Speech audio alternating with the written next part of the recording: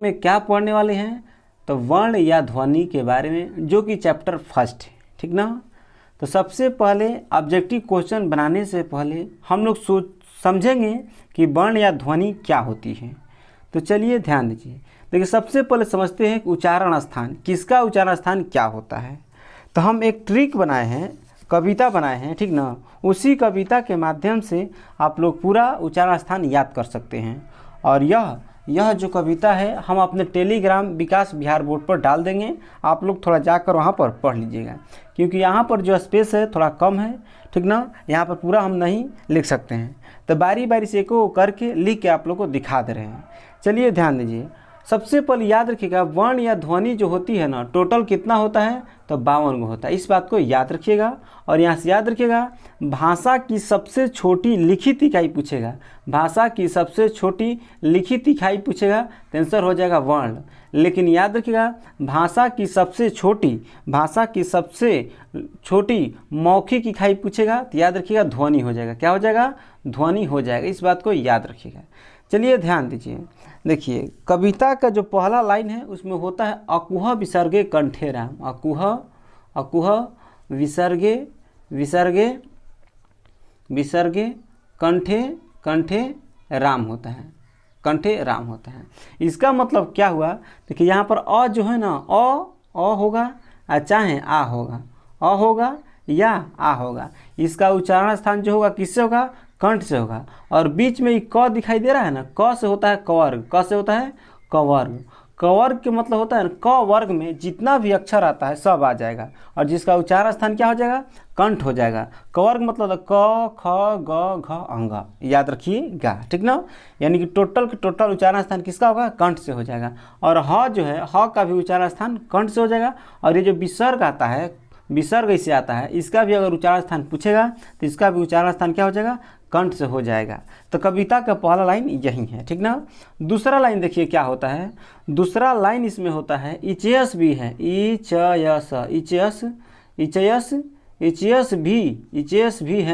इचयस भी है तालु नाम, इचयस भी है तालु नाम। कविता के दूसरा लाइन यही है, ठीक ना। और देखिए ये जो हम कविता पढ़ रहे हैं ना, इसका पूरा एक ही साथ में लिखकर हम अपने टेलीग्राम पे डाल देंगे, आप लोग वहाँ जाके देख लीजिएगा। ध्यान दीजिए। तो इसका मतलब क्या हुआ, जो ई अगर कहे छोटा ई कहे या बड़ा ई कहे, ये दोनों का उच्चारण स्थान जो है ना किससे होगा, तालु से होगा। किससे होगा, तालु से हो जाएगा। और यहाँ पर च दिया है, च से होता है च वर्ग। क्या होता है, च वर्ग होता है। क्या होता है, च वर्ग। यानी च वर्ग में च छ ज झ य, ये सबका उच्चारण स्थान किससे होगा, तो तालु से होगा। और यहाँ पर य लिखा है, य का भी उच्चारण स्थान क्या होगा, तालु से है। और यहाँ पर देखिए तालाबी स लिखा है ना, तालाबी स का भी उच्चारण स्थान क्या होता है, तालु से होता है। इस बात को याद रखिएगा। और याद रखिएगा बचपन में हम लोग तालाबी स क्यों पढ़ते थे, क्योंकि इसका उच्चारण स्थान क्या होता है, तालु से होता है। अगर यहीं पर दंती स रहेगा तो उसका उच्चारण होता है दंत से। किससे होगा, दंत से। अगर यहीं पर मूर्धनी स रहेगा, मूर्धनी स, तो उसका उच्चारण स्थान मूर्धा से हो जाएगा। चलिए और तीसरा लाइन देखिए इसका क्या है, रिटरस पुकारे मूर्धा जी, रिटरस पुकारे मूर्धा जी, मूर्धा जी, याद रखिए। यानी यहाँ से क्या हुआ, यहाँ पर जो री है ना, री यानी री का उच्चारण स्थान क्या होगा, मूर्धा से। और ट हो तो ट वर्ग का उच्चारण स्थान क्या हो जाएगा, तो याद रखिएगा मूर्धा से हो जाएगा। और यहाँ पर र है और यहाँ पर मूर्धनी स है, र है और यहाँ पर क्या है, मूर्धनी स है। इसका भी उच्चारण स्थान किससे होगा, तो मूर्धा से हो जाएगा। चलिए नेक्स्ट इसका कविता का लाइन देखिए। नेक्स्ट लिखा है इसमें लिरितलस, ध्यान दीजिए, लिरितलस से जानो दंत जी, लिरितलस से जानो दंत जी, याद रखिए, लिरितलस से जानो दंत जी। तो यहाँ से ली जो है ना, ली का उच्चारण स्थान किससे होगा, दंत से हो जाए। यहाँ पर त है तो त वर्ग का उच्चारण स्थान क्या हो जाएगा, दंत से हो जाएगा। ल है और दंती स है, इसका भी उच्चारण स्थान किससे हो जाएगा, तो दंत से हो जाएगा। चलिए कविता के नेक्स्ट लाइन देखिए। नेक्स्ट लाइन है उप आते हैं ओष्ठ में, उप आते हैं ओष्ठ में, ओष्ठ में, याद रखिएगा। यानी कि यहाँ पर ऊ जो है, यानी एगो छोटा उ होता है, एगो बड़ा उ होता है। तो छोटा उ पूछे या बड़ा उ पूछे, उसका उच्चारण स्थान किससे होता है? तो ओष्ठ से होता है। और यहाँ पे प है, तो प वर्ग में जितना भी आता है उसका उच्चारण स्थान किससे होगा? तो ओष्ठ से हो जाएगा। देखिए जैसे पहला प्रश्न आप लोग को दिया है यहाँ पर कि प का उच्चारण स्थान पूछ रहा है, जिसका आंसर क्या हो जाएगा? ओष्ठ हो जाएगा। इस बात को याद रखिएगा, ठीक ना। और यहाँ पर ध्यान दीजिए, हाँ उप आते हैं ओष्ठ में, तो यही हम लोग क्या हो जाएगा? फाइनल आंसर हो जाएगा। यानी पहला प्रश्न का फाइनल आंसर देखिए यहीं पर याद रखिए, अब इसको बताएंगे नहीं, पहला प्रश्न का आंसर क्या हो जाएगा? ओष्ठ हो जाएगा, ठीक ना। चलिए कविता का नेक्स्ट लाइन ध्यान दीजिए।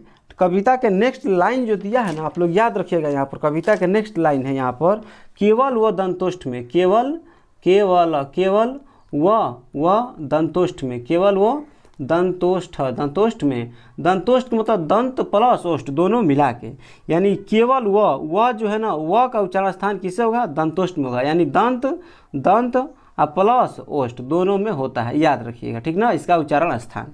देखिए बहुत सारा बच्चा क्या है ना, अपना मुंह से बोल बोल के परीक्षा में जाता है कि कहाँ समा जा रहा है, तो ऐसे आप गलती कर सकते हैं, ठीक ना, याद रखिएगा। लेकिन ये जो कविता बता रहे हैं लाइन बाय लाइन आप लिख लीजिए कॉपी पर और इसको याद कर लीजिए, इससे एक भी बार प्रश्न नहीं आएगा। चलिए ध्यान दीजिए, ध्यान दीजिए यहाँ पर, देखिए 1 मिनट रुकिए। हाँ देखिए नेक्स्ट लाइन जो दिया है, ए आए कहे कंठे तालु, ए आए कहे कंठे तालु, कंठे कंठे तालु, यानी कि ए क्या है? कंठे तालु। इसका मतलब क्या होगा? ए हो गया और आय हो गया, ये दोनों का उच्चारण क्या है? कंठ और तालु, यानी कंठे तालु से है, याद रखिएगा। नेक्स्ट देखिए कविता के नेक्स्ट लाइन है, ओ औ, ओ और औ जो है ना, ओ और औ जो है इसका होगा कंठोष्ठ में, क्या हो जाएगा? ओ औ कंठोष्ठ में। कविता के नेक्स्ट लाइन का नाम क्या है? ओ औ कंठोष्ठ में। यानी कहने का मतलब हुआ कि ओ और औ का उच्चारण स्थान कंठोष्ठ में, यानी कंठ और ओष्ठ से हो जाएगा। चलिए नेक्स्ट लाइन देखिए, नेक्स्ट लाइन दिया है, नासिका से पांचवा अक्षर, नासिका से पांचवा अक्षर, पांचवा अक्षर हो जाएगा, नासिका से पांचवा अक्षर हो जाएगा। ये बात याद रखिएगा, यानी जितना भी पांचवा क वर्ग हो चाहे च वर्ग हो, ये सब में के पांचवा अक्षर जो होता है ना, पांचवा अक्षर समझे तो लास्ट वाला, यानी अंग हो गया, क में के, च में के, य हो गया, ऐसे ही, ठीक ना। पांचवा अक्षर जो है उसका उच्चारण स्थान क्या है? नासिका से। किससे है? नासिका से। और याद रखिए नासिका से जिसका उच्चारण स्थान होता है इसी को निर्नुनासिक कहते हैं या अनुनासिक कहते हैं। चलिए और लास्ट जो है कविता के भाव, कविता के लास्ट लाइन जो है, जीभा रखो प्रकोष्ठ में, जीभा रखो प्रकोष्ठ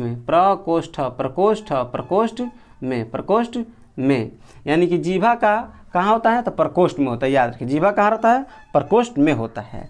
चलिए आई होप कि आप लोग यहाँ तक कंप्लीट समझ में आया होगा। चलिए थोड़ा सा और आगे समझते हैं। देखिए याद रखिएगा, अभी बताया कि वर्ण कितना होता है, तो वर्ण जो होता है 52 गो होता है। कितना होता है? 52 गो होता है। और याद रखिए वर्ण को 2 भागों में बांटा गया। कितना भागों में? तो 2 भागों में। एक होता है स्वर वर्ण होता है, और दूसरा जो होता है व्यंजन वर्ण। दूसरा क्या होता है? व्यंजन वर्ण होता है। स्वर्ण वर्ण टोटल कितना होता है? तो 11 गो होता है, और व्यंजन वर्ण जो होता है ना 33 गो होता है। ये बात याद रखिएगा। स्वर वर्ण कितना होता है? 11 गो, और व्यंजन वर्ण कितना होता है? 33 गो होता है। लेकिन स्वर वर्ण के बाद में स्वर्ण वर्ण के बारे में थोड़ा सा एक्स्ट्रा याद रखिएगा। देखिए अगर पूछेगा कि स्वर वर्ण उच्चारण के स्थान पर, उच्चारण के स्थान पर कितना होता है, तो मात्र 10 गो होता है। उसमें से री खत्म हो जाता है, याद रखिएगा। उच्चारण के स्थान पे पूछेगा स्वर वर्ण कितना होता है, तो 10 गो होता है। और अर्थ के आधार पर पूछेगा तो अर्थ के आधार पर याद रखिएगा 13 गो होता है। अर्थ के आधार पर कितना होता है, तो 13 गो होता है। लेकिन मात्रा के आधार पर पूछेगा स्वर वर्ण कितना होता है, तो मात्रा के आधार पर 3 गो होता है। बहुत ही MVVI है, याद रखिएगा। मात्रा के आधार पर कितना होता है, तो 3 गो होता है। अर्थ के आधार पर 13 गो, उच्चारण के स्थान पर 10, उच्चारण के आधार पर 10 गो होता है। चलिए थोड़ा अब हम लोग व्यंजन वर्ण जो होता है उसके बारे में समझते हैं। देखिए व्यंजन वर्ण में याद रखिएगा, व्यंजन वर्ण को कितना भागों में बांटा गया है, तो व्यंजन वर्ण के लगभग आप लोग 5 भागों में बांटा गया है। कितना भागों में? 5 भागों में बांटा गया है। ध्यान दीजिए कौन कौन है, तो पहला होता है आपका स्पर्श व्यंजन। कौन होता है?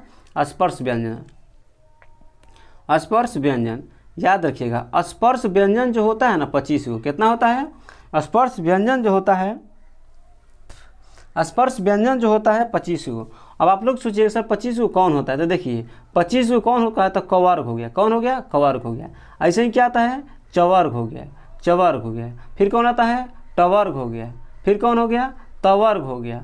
और पांचवा कौन हो गया? पवर्ग हो गया। तो ऐसे देखिएगा ना, तो यही सब स्पर्श व्यंजन में आता है। कवर्ग में कितना होता है? 5 गो, क ख ग घ ङ, तो कितना होता है? 5 गो। तो इसमें भी चवर्ग में भी 5 गो, टवर्ग में भी 5 गो, तवर्ग में भी, और इसमें भी 5 ऐसे टोटल कितना हो जाएगा स्पर्श व्यंजन? तो टोटल स्पर्श व्यंजन आपका हो जाएगा कितना हो जाएगा? तो 25 गो हो जाएगा। इस बात को याद रखिएगा। आगे ध्यान दीजिए, आगे होता है अंतस्थ व्यंजन। अंतस्थ व्यंजन में कौन आता है? तो अंतस्थ, अंतस्थ, अंतस्थ व्यंजन में याद रखिएगा, अंतस्थ व्यंजन टोटल होता है 4 गो। कितना होता है? 4 गो। कौन कौन होता है? तो य होता है, र होता है, ल होता है, व होता है, याद रखिएगा। आगे याद रखिएगा उष्म व्यंजन, उष्म, उष्म, उष्म व्यंजन याद रखिएगा, उष्म व्यंजन। उष्म व्यंजन में कौन आता है? तो याद रखिएगा उष्म व्यंजन में तालाबी स, मूर्धनी स, दंती स और ह होता है। ये भी 4 गो होता है। उष्म व्यंजन में कितना होता है? तो 4 गो होता है। चलिए आगे आता है संयुक्त व्यंजन। संयुक्त, संयुक्त, संयुक्त व्यंजन होता है, संयुक्त व्यंजन। संयुक्त व्यंजन भी टोटल कितना होता है? तो 4 गो होता है। इसमें कौन आता है? तो छ आता है, त्र आता है, और ज्ञ आता है, और कौन आता है? स्र आता है। कौन आता है? स्र। तो यहाँ से याद रखिएगा, जो छ जो संयुक्त व्यंजन है, तो इसका डायरेक्ट प्रश्न पूछता है कि छ का निर्माण किस किस वर्ण से हुआ है। तो याद रखिएगा छ का निर्माण जो होता है आधा क प्लस मूर्धनी स से होता है। किससे होता है? मूर्धनी स से होता है, याद रखिएगा। और त्र का पूछेगा तो आधा त प्लस र से होता है। और ज्ञ के पूछेगा तो आधा ज प्लस य से होता है, ठीक ना। और पूछेगा स्र का निर्माण किससे होता है? तो आधा स प्लस में र से होता है, याद रखिएगा।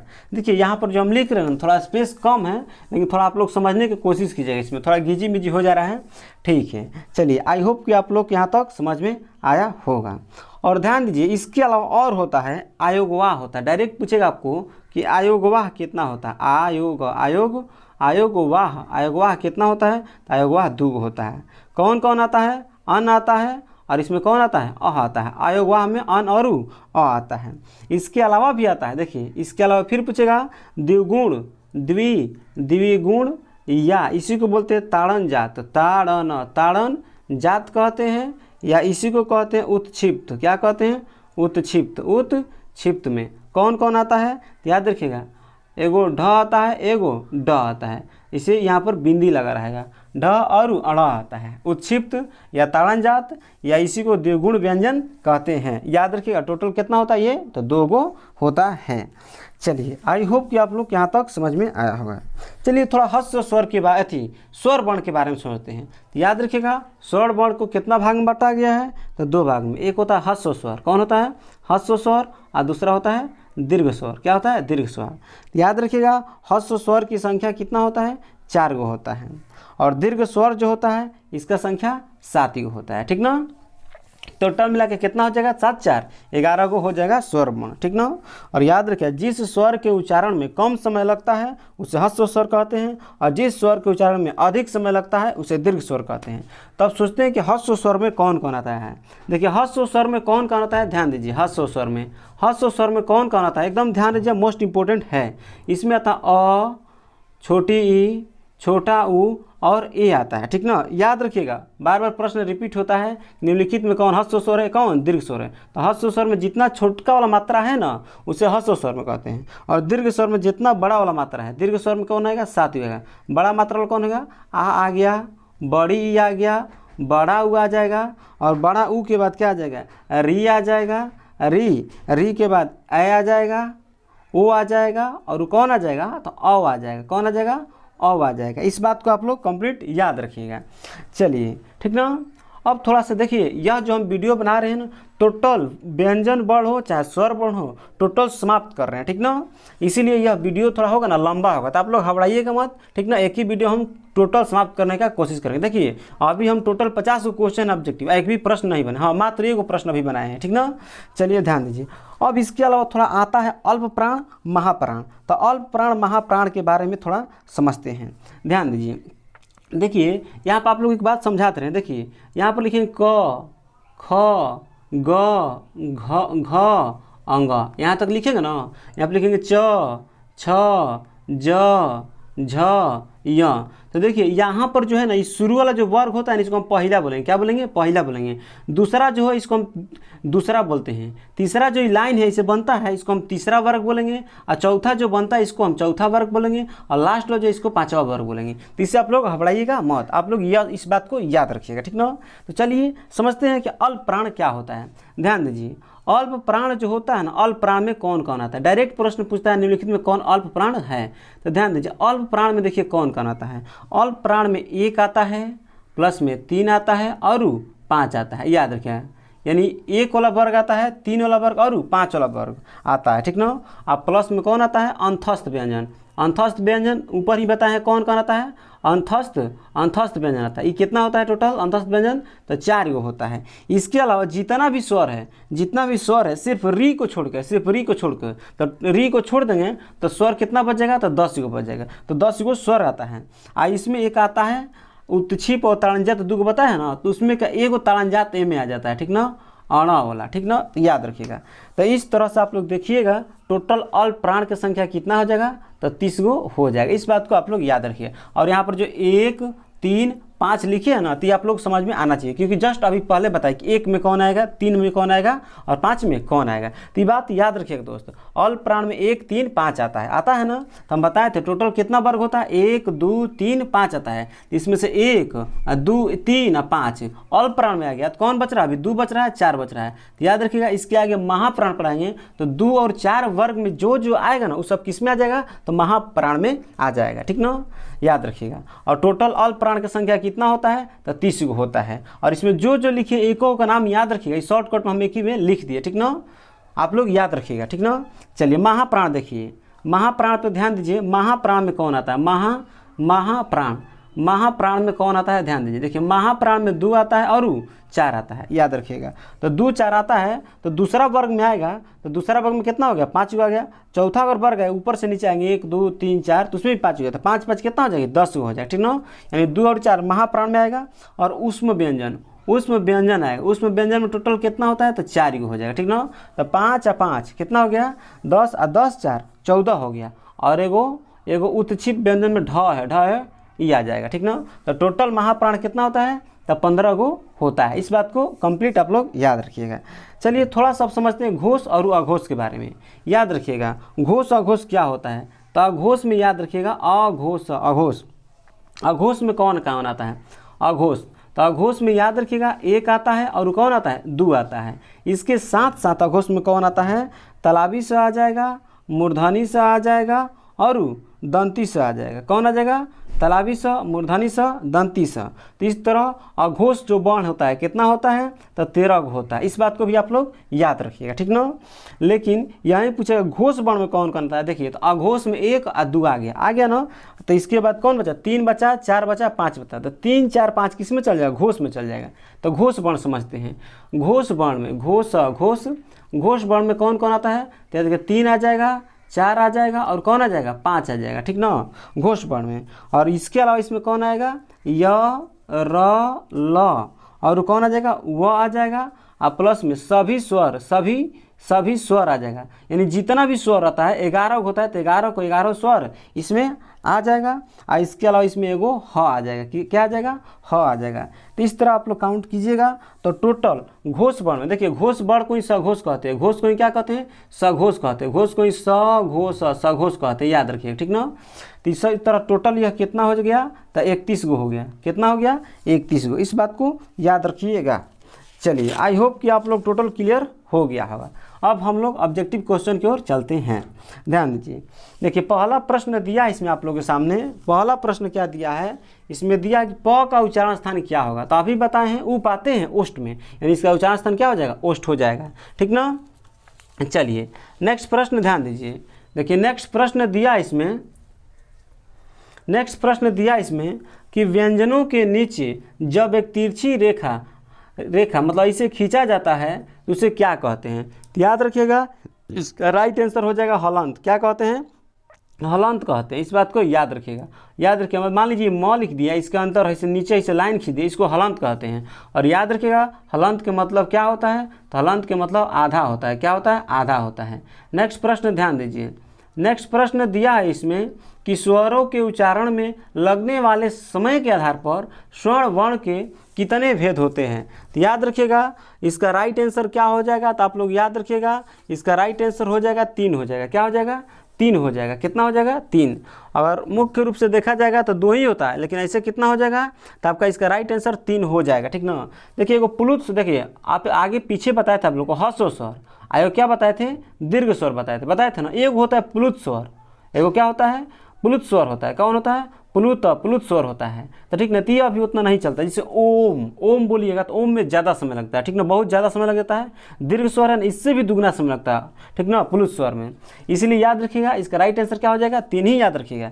जब आएगा ये प्रश्न तो 3 ही लगाइएगा। यानी स्वरों के उच्चारण में लगने वाले समय के आधार पर स्वर्ण बल को 3 भागों में बांटा गया है, और मात्रा के आधार पर पूछेगा तो 3 ही हो जाएगा। चलिए नेक्स्ट प्रश्न ध्यान दीजिए। नेक्स्ट प्रश्न दिया है च का उच्चारण स्थान क्या है। तो ऊपर ट्रिक समझा है, इचेस भी है तालु नाम, इसका राइट आंसर हो जाएगा तालु। नेक्स्ट प्रश्न ध्यान दीजिए।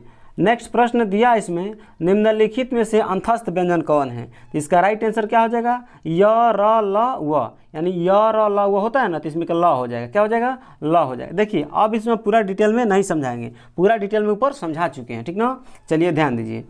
नेक्स्ट प्रश्न ध्यान दीजिए। नेक्स्ट प्रश्न दिया इसमें, नेक्स्ट प्रश्न देखिए, नेक्स्ट प्रश्न दिया है एक मात्रिक स्वर निम्न में से कौन है। बताना है कि एक मात्रिक स्वर कौन है। तो याद रखिएगा हस्व स्वर हो जाएगा। इसमें कितना मात्रा होता है, तो 1 मात्रा होता है। ठीक ना, जैसे में आय जो ए जो है किस में आता है, हस्व स्वर में आता है। तो इसका मात्रा क्या होता है, एगो टी होता है। तो यही क्या होता है, एक मात्रिक स्वर किसे कहें, हस्व स्वर को। नेक्स्ट प्रश्न ध्यान दीजिए। नेक्स्ट प्रश्न दिया है इसमें, नेक्स्ट प्रश्न दिया है इसमें कि मुक्ताक्षर की अंतिम ध्वनि क्या कहलाती है। तो याद रखिएगा स्वर कहलाती है, स्वर। नेक्स्ट प्रश्न ध्यान दीजिए।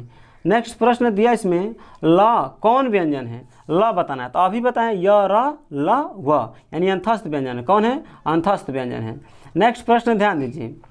नेक्स्ट प्रश्न दिया है इसमें किसकी अंतिम ध्वनि स्वर होती है। बताना है कि अंतिम ध्वनि जो होता है ना, अंतिम ध्वनि बताना है कि किसका स्वर होता है। तो याद रखिएगा मुक्ताक्षर की। क्या इसका हो जाएगा, मुक्ताक्षर की हो जाएगा। इस बात को याद रखिएगा। ठीक ना, चलिए नेक्स्ट प्रश्न ध्यान दीजिए। नेक्स्ट प्रश्न दिया इसमें कि छ त्र ज्ञ कौन व्यंजन है। बताना है कि इसमें कौन व्यंजन है। यह छ त्र ज्ञ जो है कौन व्यंजन है। तो याद रखिएगा संयुक्त व्यंजन है। संयुक्त व्यंजन टोटल कितना होता है, 4। ऊपर ही समझा चुके हैं। नेक्स्ट प्रश्न ध्यान दीजिए। नेक्स्ट प्रश्न दिया इसमें वर्षों के उच्चारण समूहों को क्या कहते हैं। वर्षों के, देखिए गलत लिखा गया, वर्षों ना आ गया, यहाँ पर वर्णों हो जाएगा। वर्णों के उच्चारण समूह को हम लोग क्या कहते हैं। तो याद रखिएगा वर्णों के उच्चारण समूह को वर्णमाला कहते हैं। क्या कहते हैं, वर्णमाला कहते हैं। ठीक ना। नेक्स्ट प्रश्न ध्यान दीजिए। नेक्स्ट प्रश्न ध्यान दीजिए। निम्नलिखित विराम चिन्हों में विस्मयावधिक चिन्ह होता है। यानी बताना है कि विस्मयादि बोधक का चिन्ह क्या होता है। तो ऑप्शन नंबर ए सही है। ठीक ना, याद रखिएगा। और ये जो है पूर्ण विराम है, और ये जो है योजक चिन्ह है, याद रखिएगा। और ऐसे ऐसे रहता है, इसको उदाहरण चिन्ह बोलते हैं। और ऐसे रहेगा तो अल्प विराम बोलते हैं, और इसको प्रश्न चिन्ह बोलते हैं। याद रखिए क्या बोलते हैं, प्रश्न चिन्ह बोलते हैं। इस बात को भी याद रखिएगा। चलिए, और यहाँ ध्यान दीजिए, कोई भी अगर मान लीजिए क लिखिए, इसके ऊपर ऐसे चिन्ह खींच दिए हैं, इसको शिरो रेखा बोलते हैं। क्या बोलते हैं, शिरो रेखा बोलते हैं। नेक्स्ट प्रश्न ध्यान दीजिए। नेक्स्ट प्रश्न दिया है हिंदी में हस्व वर्ण कितना होता है। अभी बताया हस्व स्वर दीर्घ स्वर। तो हस्व स्वर कितना होता है, तो टोटल 4 गो होता है। हस्व स्वर कितना होता है, तो हस्व वर्ण जो होता है 4 गो होता है। कौन कौन होता है, तो ऊपर समझा चुके हैं, जाकर देख सकते हैं। चलिए ध्यान दीजिए। अ का उच्चारण स्थान बताना है। अ का उच्चारण तो वो पूरे पढ़ा है। अ का उच्चारण स्थान क्या होता है। अकुह विसर्गे कंठे राम। तो अकुह विसर्गे कंठे राम, तो अ वाला शुरू में बताया था, ये कंठ लिखा है, तो ये कंठ हो जाएगा। क्या हो जाएगा, कंठ हो जाएगा। याद रखिएगा। ठीक ना। और यहाँ से ध्यान दीजिए। नेक्स्ट प्रश्न ध्यान दीजिए। नेक्स्ट प्रश्न दिया है इसमें, नेक्स्ट प्रश्न र तथा री का उच्चारण स्थान। देखिए रिटरस भी पुकारे मूर्धा जी, इसका राइट आंसर क्या हो जाएगा, मूर्धा जी। नेक्स्ट प्रश्न ध्यान दीजिए। नेक्स्ट प्रश्न दिया इसमें निम्नलिखित में घोष वर्ण कौन सा है। घोष और अघोष। तो देखिए अघोष में कौन कौन आया था, 1 2 आया था। ठीक ना। और घोष वाला में 3 4 5, यानी तीसरा वर्ग देखिए, चौथा 5वां वर्ग में जो आता है वही हो जाएगा। देखिए तो तीसरा में कौन आ जाएगा आपका, तो याद रखिएगा इसका राइट आंसर क्या हो जाएगा, क्या पूरा घोष वर्ण पूछ रहा है ना, तो घोष वर्ण हो जाएगा इसमें ह हो जाएगा, क्या हो जाएगा, ह हो जाएगा। क्योंकि ऊपर बताए थे उसमें व्यंजन में तलाबी स, मूर्धनी स, दंती स उसमें आता था, ठीक ना, ऊपर वाला में अघोष में, और ह जो था ना वो किस में आया था, इसमें आया था घोष में, ठीक ना, याद रखिए राइट आंसर ह हो जाएगा। नेक्स्ट प्रश्न ध्यान दीजिए, नेक्स्ट प्रश्न दिया इसमें निम्नलिखित में किसका उच्चारण स्थान कंठ है, तो कंठ, तो याद रखिएगा ऑप्शन नंबर डी है। नेक्स्ट प्रश्न ध्यान दीजिए, नेक्स्ट प्रश्न दिया इसमें कि हिंदी में अंतस्थ वर्णों की संख्या कितनी है, तो 4 है, कितना है, 4 है। नेक्स्ट प्रश्न ध्यान दीजिए, नेक्स्ट प्रश्न दिया है य को किस वर्ण के अंतर्गत रखा जाता है, य को, तो याद रखिएगा अंतस्थ व्यंजन, अंतस्थ व्यंजन हो जाएगा। नेक्स्ट प्रश्न ध्यान दीजिए, नेक्स्ट प्रश्न दिया है निम्नलिखित में अघोष वर्ण, घोष ना, अघोष वर्ण कौन है, तो याद रखिएगा 1 और 2 वाला किस में आता है, अघोष में आता है, तो याद रखिएगा इसका राइट आंसर क्या हो जाएगा, ऑप्शन नंबर ए यानी च हो जाएगा, क्या हो जाएगा, च हो जाएगा। चलिए याद रखिए क्या प्रश्न पूछा था, अघोष है ना, चलिए ठीक है, हाँ याद रखिए इसका राइट आंसर क्या हो जाएगा, ऑप्शन नंबर ए हो जाएगा। नेक्स्ट प्रश्न ध्यान दीजिए, नेक्स्ट प्रश्न है स का, तलाबी स का उच्चारण स्थान तालु से हो जाएगा, दंती स देगा तो दंत से हो जाएगा, मूर्धनी स देगा तो मूर्धनी स से हो जाएगा, अति मूर्धा से हो जाएगा। ई का उच्चारण स्थान, ई का, रिटरस पुकारे मूर्धा है, रिटरत ना, इचयस भी है तालु नाम, तो इसका हो जाएगा तालु से। नेक्स्ट प्रश्न ध्यान दीजिए, नेक्स्ट प्रश्न दिया इसमें ल का उच्चारण स्थान क्या है, लिटरस से जानो दंत जी, री त ल स, लिटरस से जानो दंत जी, यानी दंत हो जाएगा, क्या हो जाएगा, दंत हो जाएगा। नेक्स्ट प्रश्न ध्यान दीजिए, नेक्स्ट प्रश्न दिया है व्यंजनों के अंत में ऐसे हलंत लगा रहता है, इसका लगने का मान क्या होता है, तो याद रखिएगा आधा होता है, क्या होता है, आधा। नेक्स्ट प्रश्न ध्यान दीजिए, दिया है द का उच्चारण स्थान क्या है, री त ल से जानो दंत जी, क्या हो जाएगा, दंत जी हो जाएगा। नेक्स्ट प्रश्न ध्यान दीजिए, नेक्स्ट प्रश्न दिया है आ बड़ी और बड़ा ऊ वर्ण है, बताना है कि किस में आएगा, तो दीर्घ स्वर में, किस में आएगा, दीर्घ स्वर में। नेक्स्ट प्रश्न ध्यान दीजिए, भ का उच्चारण स्थान क्या, ऊ पाते हैं ओष्ठ में, तो हो जाएगा ओष्ठ। नेक्स्ट प्रश्न ध्यान दीजिए, नेक्स्ट प्रश्न दिया इसमें अंग का उच्चारण स्थान क्या हो जाएगा, तो याद रखिएगा अकुआ विसर्ग कंठ है राम, यानी कंठ हो जाएगा, क्या हो जाएगा, कंठ हो जाएगा। नेक्स्ट प्रश्न ध्यान दीजिए, नेक्स्ट प्रश्न दिया इसमें अण का उच्चारण स्थान क्या है, तो अण का उच्चारण स्थान याद रखिएगा आपका अण जो है, अण का उच्चारण स्थान आपका क्या हो जाएगा, तो ध्यान दीजिएगा इसका क्या हो जाएगा, कंठ हो जाएगा, यानी कंठ भी हो नहीं, कंठ, अकुह विसर्गे कंठे राम, अकुह विसर्गे कंठे राम। रिटरस पुकारे मूर्धा जी, देखिए रिटरस पुकारे मूर्धा, रिटरस, रिटरस पुकारे यानी ट वर्ग में आ रहा है ना, मूर्धा जी में, यानी मूर्धा हो जाएगा, क्या हो जाएगा, मूर्धा हो जाएगा। नेक्स्ट प्रश्न ध्यान दीजिए, व्यंजन के कितने प्रकार होते हैं, याद रखिएगा व्यंजन के टोटल कितना प्रकार होता है, तो आप लोग याद रखिएगा इसका राइट आंसर क्या हो जाएगा, तो 3 हो जाएगा, कितना होता है, 3 हो जाएगा। व्यंजन का कितना प्रकार होता है, तो 3 होता है। चलिए ठीक है, नेक्स्ट प्रश्न ध्यान दीजिए, चलिए नेक्स्ट प्रश्न ध्यान दीजिए, नेक्स्ट प्रश्न दिया है इसमें कि ग का उच्चारण स्थान क्या है, तो अकुह विसर्ग क वाला, तो कंठे राम हो जाएगा सी। नेक्स्ट प्रश्न ध्यान दीजिए, नेक्स्ट प्रश्न दिया इसमें त का उच्चारण स्थान क्या है, तो त का उच्चारण स्थान ली त ल से जानो दंत जी, यानी दंत हो जाएगा। नेक्स्ट प्रश्न ध्यान दीजिए, नेक्स्ट प्रश्न दिया इसमें छ का उच्चारण स्थान क्या है, इचयस, च छ, इचयस भी है तालु नाम, यानी तालु हो जाएगा, क्या हो जाएगा, तालु हो जाएगा, इचयस भी है तालु नाम, यानी तालु हो जाएगा। नेक्स्ट प्रश्न ध्यान दीजिए, नेक्स्ट प्रश्न दिया है इसमें ध का उच्चारण स्थान क्या होगा, तो ली तल से जानो दंत जी, तो ध वाला में क्या हो जाएगा, तो याद रखिएगा ध का उच्चारण स्थान अगर पूछेगा तो इसका राइट आंसर हो जाएगा लिटल से जानो दंत जी, यानी दंत जी हो जाएगा। नेक्स्ट प्रश्न ध्यान दीजिए, नेक्स्ट प्रश्न दिया इसमें निम्नलिखित में से कौन सा मूल दीर्घ स्वर नहीं है, मूल दीर्घ स्वर नहीं है, तो याद रखिएगा इसका राइट आंसर हो जाएगा ओ हो जाएगा। नेक्स्ट प्रश्न ध्यान दीजिए, नेक्स्ट प्रश्न दिया है हिंदी में ध्वनियाँ कितने प्रकार की होती है, तो याद रखिएगा हिंदी में ध्वनियाँ जो होती है कितने प्रकार की होती है, 2 प्रकार, एगो स्वर वर्ण एगो व्यंजन, ठीक ना। नेक्स्ट प्रश्न ध्यान दीजिए, मात्रा के आधार पर स्वर को कितने भागों में बांटा गया है, तो 3 भागों में। नेक्स्ट प्रश्न ध्यान दीजिए, नेक्स्ट प्रश्न दिया है 1 से अधिक वर्णों के मेल को ही क्या कहते हैं, व्यंजन कहते हैं, क्या कहते हैं, व्यंजन कहते हैं। नेक्स्ट प्रश्न ध्यान दीजिए, नेक्स्ट प्रश्न दिया है इसमें जिनका उच्चारण स्वतंत्रता से होता है और जो व्यंजन के उच्चारण में सहायक होते हैं उसे क्या कहते हैं, तो स्वर व्यंजन कहते हैं, स्वर वर्ण कहते हैं। क्या कहते हैं, स्वर वर्ण। नेक्स्ट प्रश्न ध्यान दीजिए, नेक्स्ट प्रश्न दिया है निम्न में दीर्घ स्वर नहीं है, दीर्घ स्वर नहीं है, तो ऑप्शन नंबर सी। नेक्स्ट प्रश्न ध्यान दीजिए, हाँ नेक्स्ट प्रश्न ध्यान दीजिए, नेक्स्ट प्रश्न दिया है इसमें, अच्छा दीर्घ स्वर नहीं है ना पूछा है, हाँ तो ऑप्शन नंबर कौन हो जाएगा, तो ऑप्शन नंबर सी हो जाएगा। देखिए इसमें ऑप्शन नंबर कौन है,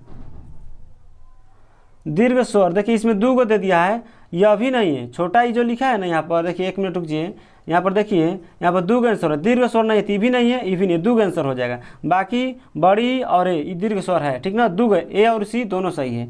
नेक्स्ट प्रश्न ध्यान दीजिए, नेक्स्ट प्रश्न दिया अंतस्थ व्यंजन कौन सा है, तो वह हो जाएगा। नेक्स्ट प्रश्न ध्यान दीजिए, निम्न में अल्प प्राण व्यंजन कौन सा है, अल्प प्राण में कौन आता है, तो 1 3 5 आता है, 1 3 5 यानी कौन आ जाएगा, ग हो जाएगा। अल्प प्राण कौन है, तो याद रखिएगा ऑप्शन नंबर बी सही, यथी ग सी सही है। नेक्स्ट प्रश्न ध्यान दीजिए, निम्न में से कौन घोष वर्ण है, घोष वर्ण बताना है, तो घोष वर्ण कौन है, ऑप्शन नंबर ए हो जाएगा ज, कौन हो जाएगा, ज हो जाएगा, ठीक ना। नेक्स्ट प्रश्न ध्यान दीजिए, निम्न में ओष्ठ वर्ण कौन है, जिसका उच्चारण तो ओष्ठ होता है, ऊ पाते हैं ओष्ठ में, तो ऑप्शन नंबर डी सही है। नेक्स्ट प्रश्न ध्यान दीजिए, काकल्य वर्ण बताना है कि काकल्य वर्ण कौन है, तो याद रखिएगा इसका ह हो जाएगा। नेक्स्ट प्रश्न ध्यान दीजिए, नेक्स्ट प्रश्न दिया है य का उच्चारण स्थान क्या है, तो इचेस भी है तालु नाम, तो तालु हो जाएगा, क्या हो जाएगा, तालु हो जाएगा। नेक्स्ट प्रश्न ध्यान दीजिए, नेक्स्ट प्रश्न दिया इसमें कि अंतस्थ और उष्म वर्ण कितने हैं, देखते हैं अंतस्थ 4 गो होता है और उष्म भी 4 गो होता है, इस तरह से कितना हो गया, 8 गो, यानी ऑप्शन नंबर बी सही है।